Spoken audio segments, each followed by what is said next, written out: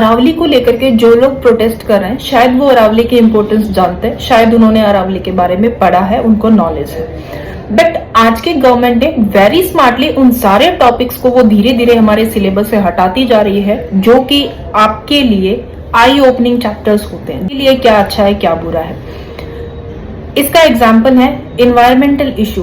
Class 12 NCERT के अंदर ये चैप्टर था, बायोलॉजी के अंदर इन्वायरमेंट के पोल्यूशन, उसके कॉज, उसके कॉन्सिक्वेंसेस के बारे में पढ़ाया जाता था। उस चैप्टर को हटा दिया गया है।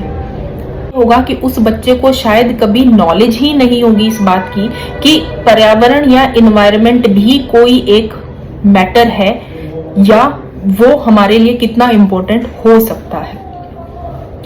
अब इसका लेटेस्ट एग्जाम्पल अगर हम जाने, जिसके बारे में हमारे देश को शायद पता ही नहीं है, इटली के अंदर मिटानी एक केमिकल प्लांट था, जो एक केमिकल बनाया करता था जिसको हम पीएफएस कहते हैं। पीएफएस या फॉरएवर केमिकल इसको बोला जाता है, क्योंकि ये नॉन बायोडिग्रेडेबल केमिकल है। एक बार बन जाने के बाद ये कभी भी डिग्रेड नहीं हो सकता।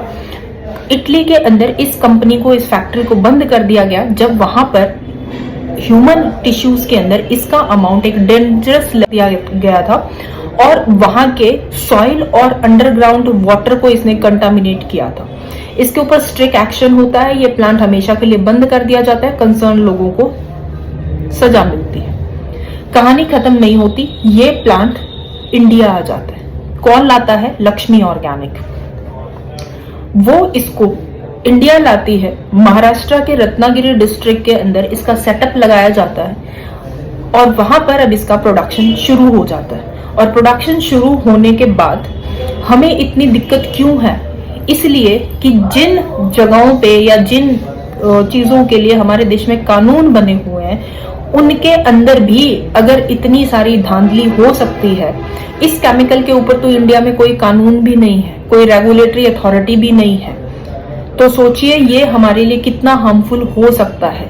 ये जो केस था, इसको यूरोप का सबसे बड़ा इन्वायरमेंटल स्कैंडल बोला जाता है, और वो आज इंडिया के अंदर केमिकल धड़ल्ले से बन रहा है। ये शायद हम सब जानते हैं कि इंडिया के अंदर जितनी भी फैक्ट्रीज हैं, जितने भी केमिकल्स हैं, उनको लेके जो भी अथॉरिटीज बनी हुई है, जो पैरामीटर्स बने हुए हैं, उनको कितना सीरियसली फॉलो किया जाता है। तो शायद अरावली के बाद एक बहुत बड़ा कंसर्न है पीएफएस का इंडिया में आना।